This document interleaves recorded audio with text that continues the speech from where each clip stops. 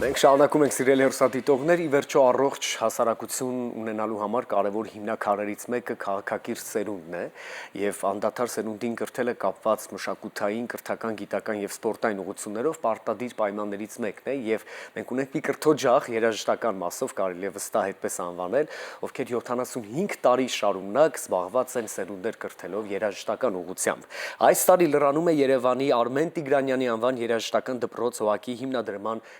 75-ամյակը եւ դեկտեմբերի 6-ին Արամ Խաչատրյան համերգասրահում տեղի կունենա Հոբելյանական տարվա եզրափակիչ համերգը սերունդների խաչմերուկ խորագրով արդեն իսկ հետաքրքիր է հնչում խորագիրը ներկայացնենք հյուրին ու սկսենք։ Այսօրվա մեր հյուրն է երեկոյի ռեժիսոր եւ հանդիսավար Կարեն Քոչարյանը։ Բարի լույս։ Բարի լույս, շատ հաճելի է։ Պարոն Քոչարյան, մեզ առաջի հարցը որ հետաքրքրում է։ Ձեր գործունեությունը այս հոբելյանական համերգի հետ կապված Որն է, մի փոքր կմանրամասնեք, դուք ինչ կապ ունեք, ո՞նց եք հայտնվել այդտեղ, մի փոքր կմանրամասնեք։ Դե ընդհանրապես նման գործունեությամբ վերջերս եմ սկսել զբաղվել, խոսքս վարելու մասին չէ, համերգավոր ես արդեն 75 թվական, աստված իմ 50 տարի նոր ֆիքսեցի, 75 թվականից համերգներ եմ վարել, դեռ դպրոցը նոր ավարտած, եւ բայց որպես ռեժիսոր վերջերս եմ սկսել աշխատել համերգներին, Առաջինը եղավ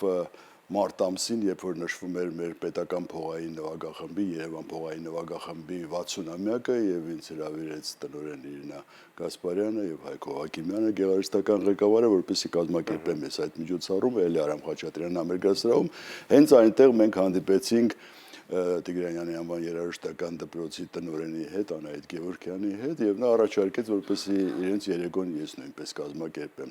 Ընդհանրապես երաժշտության հետ կարելի ասել անձնական կապ չունեմ, քանի որ երաժշտական կրթություն չունեմ, չնայած փոքր ժամանակ, ինչպես ասում են, մայրիկս լինելով ջութակահարուհի, Պարոյան թատրոնի առաջին ջութակներ ինքը գրեթե ողջ կյանքի ընթացքում ինձ առաջարկեց, որպեսզի Սայաթ-Նովա երաժշտական դպրոց ընդունվեմ Դաշնամուրի, գնացի, Դաշնամուրի չընդունեցին, ասացին ջութակի կընդունենք, մայրս ասաց, ես քո ֆալշերը չեմ ուզում լսեմ, եւ այդպես էլ չստացա կրթություն երաժշտական, չնայած շրջապատված եմ երաժիշտներով ընտանիքում,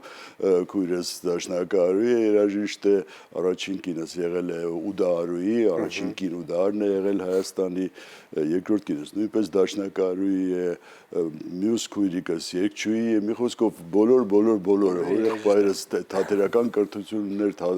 պրոյեկտներ թատերականի արվեստի բնագավառում եմ մեծացել, այնպես որ այնքան էլ հեռու չեմ երաժշտությունից։ Ի վերջո պարոն Քոչարյան, այո, մասնագիտական առանձնահատկությունը հնարավորություն է տալիս, եթե հստակ չունենք մասնագիտական կրթություն երաժշտական ուղղությամբ, բայց դուք որպես ռեժիսոր եք հանդես գալիս եւ վստահաբար գիտեք որն է որակյալը, որն է գեղեցիկ է, որպեսզի վերջո լինի հետաքրքիր եզրափակիչ համերգային ծրագիր։ Մինչ կասնենք դեկտեմբերի 6-ին կայանալիք համերգին, հետաքրքիրը խորագիրը մի քիչ բացենք, հա, սերունդների խաչմերուկ 75-ամյա պատմություն ունի երաժշտական դպրոցը, ժամանակն էլ թռչում է, մտահորիզոնը մարդկանց անդադար փոխվում է, երևակայությունը, ժամանակի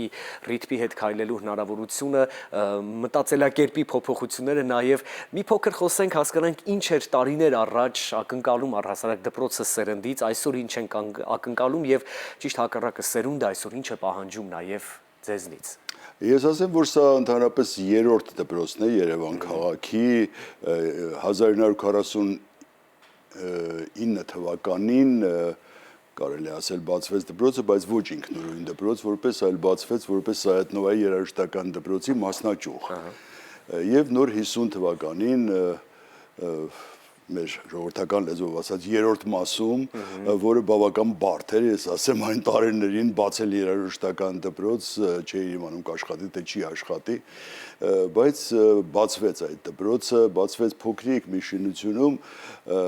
որը որ հետագայում վերածվեց նոր շենքի, այսօրվա այս գեղեցիկ շենքի, էլի երրորդ տնօրենի շնորհիվ, որ ամենաերկար ժամանակ տնօրենը եղավ եւ լեգենդար մի անձնավորություն, խոսքս Ֆելիքս Հակոբյանի մասին է, որը ուրախություն մեզ այսօր լինելով 85 տարեկան մեր կողքին է եւ ներկա է լինելու երեկոյին այդ օրը եւ ասեմ, որ երբ որ ես նրան նկարահանեցի ֆիլմի համար 1 ժամ 20 րոպե մենակ ինքը պատմեց եւ խոսեց։ Պատկերացրեք լինելով հեռուստատեսության մարդ 1 ժամ 20 րոպեից 3 րոպե ինչպես կարելի է հանել, որպեսզի ֆիլմի մեջ մտնի։ Բայց դա ամեն ինչը արխիվ է մնացել է դպրոցին եւ դա իրոք թանկարժեք կադրեր են, որոնք ինչ որ նա պատմում էր։ Եվ քայլ առ քայլ դպրոցը զարգանում էր, բավական դժվարությունների մեջով էր անցնում, բայց ելի դպրոցի կողքին կանգնած էր եւ Երևանի այն ժամանակվա քաղսովետի գործադիր կոմիտեն եւ կառավարությունը նույնիսկ օրինակ նույն Անտոն Քոչինյանի շնորհիվ փաստորեն այդ շենքը կառուցվել է այն ժամանակ Քոչինյանը դեռ առաջին քարտուղար չէր մինիստրների խորհրդի նախագահն էր Հայաստանի եւ այդ շենքը կառուցվեց նոր շենքը տրվեց այն դեպքում որ բավական դժվար էր շինարարական այդ պլանը կատարել այդ տարվի բայց ամենայն դեպքում դպրոցին ուշադրությունը հատկացվեց եւ ընդհանրապես ասեմ որ երաժշտական կրթությանը միշտ հատկացվել է մեծ ուշադրություն մեծ Ես մի անգամ ասել եմ առիթ ունեցել եմ ելի եմ ուզում կրկնել որ յուրաքանչյուրի տանը գրեթե կար դաշնամուր եւ այդ դաշնամուրը բանջը կահույք չէր զուտ Պարզապես դրված չէր այլ պարզապես դրված չէր հա ինչպես Չեխովն է ասում եթե հրացանը կախած էր ում պետք է կրակի այսինքն այո դաշնամուրը բոլորը գրեթե ստանում էին կրթություն երաժշտական կարևոր չի երաժիշտ կդառնան թե չէ բայց կարևոր է որ ստանային երաժշտական կրթություն Սերունդերին ասում եկեք հարցը լիարժեք եզրափակենք ինչ եք ակնկալում ինչ եք տեսնում սերունդերին Սերունդերի խաչմերուկ դա տնորենի մտաղացումների դեպ նայել այսօր պետք է ներկա լիներ ցավոք առողջական վիճակը այս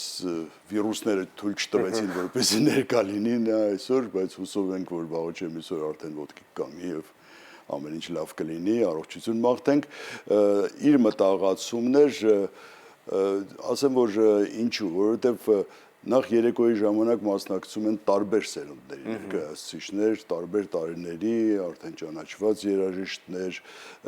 որոնք որ միջազգային բեմերում են ելույթ ունեցել, շատերը նույնիսկ եկել են Հայաստան են գալու այստեղ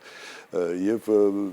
դրանց կողքին լինելու է այսօրվա սերունդը, ասեմ փայլուն սերունդ, որոնք ոչ մի բանով չեն զիջում պետք է միայն տեսնել թե ինչ կոլեկտիվներ ունի դպրոցը եւ փողային նվագախումբ եւ ժողովրդիկների նվագախումբ սիմֆոնիկ նվագախումբ որով ամեն մի դպրոց չի կարող հպարտանալ այսօր երգչախմբեր կրտսեր մեծահասակների գիտարարների նվագախումբի խոսքով բոլոր գործիքները գրեթե ունեն իրենց այդ նվագախմբերը եւ փայլուն հանդես են գալիս ասեմ որ այնքան մրցանակներ կա, երբ որ մտնում ես Տիկին Գևորգյանի աշխատասենյակը, որ ապշում ես ամբողջ աշխատասենյակը մրցանակների մեջ է։ Եվ դա պատահական չէ, որովհետև սրա ամենակարևոր հանգամանքը մանկավարժն է։ Իրոք լավ մանկավարժներ կան, լավ դասատուներ կան այնտեղ, որոնք որ ամեն ինչ անում են, որպեսզի այս երեխաները ստանան իրոք լավ գեղագիտական կրթություն։ Իսկ պարոն Քոչարյան, ասում եք տարբեր սերնդի երաժիշտների հետ եք աշխատում։ Ինչպիսի բարդությունների եք բախվում, եթե դրանք կան ռեժիսորական մասնագիտական առումով, եթե կան այդ բարդությունները, կան տարբեր սերնդների հետ աշխատելու։ Միքայել ջան, չէ, չկան նման բաներ, բարդություններ չկա, որովհետև նախ ասեմ, որ զուտ երաժշտական նյութով զբաղվում է Տիկին Գևորգյանը, ես չեմ զբաղվում, ես բեմադրական կողմով եմ զբաղվում ամբողջ երեկոյի, ես էկրանն եմ պատրաստել ֆիլմ է լինելու, այսինքն այս անգամ էկրանի վրա 3-4 մասից առանձին ֆիլմեր են լինելու, առանձին հատվածներ, հետո դա կմիանա արդեն լիարժեք ֆիլմ կդառնա եւ արդեն կտեղադրվի համացանցում։ Իսկ երաժշտությամբ չէ, ես անձամբ երաժշտական մասով չեմ զբաղվում, իհարկե ծրագրին լավ ծանոթ եմ, հերթականությունը դասավորել ենք միասին, հիմնականում, ինչպես ասում են, ես ուրիշի ոստանը չեմ մտնում։ Չունենալով երաժշտական կրթություն, իհարկե հասկանալով երաժշտությունից ամեն դեպքում ես թույլ եմ տալիս որպես մասնագետները, այո։ Իր գործն անում դուք որպես ռեժիսոր, ձեր բեմադրության հեղինակն եք, շատ հետաքրքիր է նաև լսել ֆիլմի մասին եւ ուզում ենք հասկանալ այդ օրը համերգային ծրագրի ընթացքում հանդիսատեսը հնարավորություն կունենա տեսնելու ֆիլմը։ Ֆիլմը որպես ժառանգություն, որպես արխիվային կարևոր մի բան դեռ երկար տարիներ բնականաբար կմնա այն հիմքում,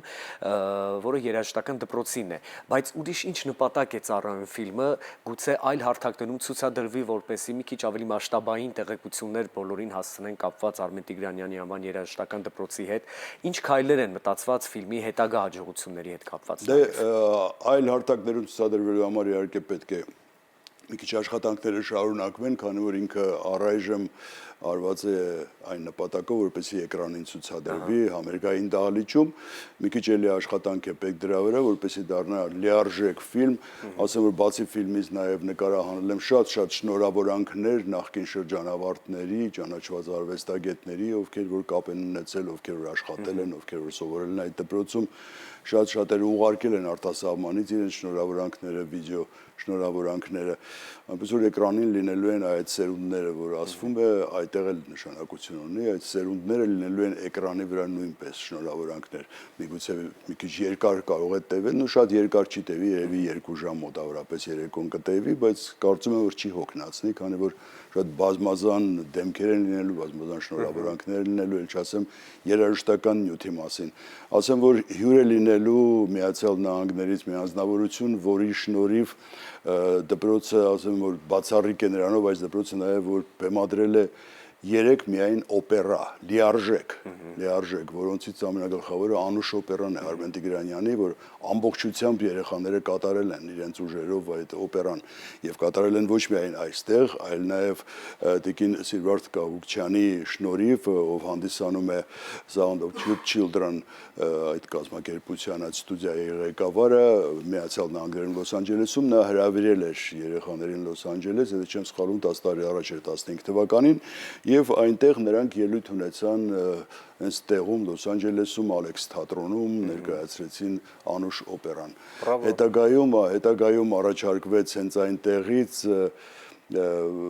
Աննա Նշանյանը մեր օպերային երգչուհին հանգուցյալ առաջարկել էր որպեսի բեմադրի դպրոցը նաև Ջերբաշյանի Գիքորը, որը ասեմ սարսափելի բարդ ստեղծագործություն է, շատ դժվար։ Ես լսել եմ մի փոքր հատվածներ եւ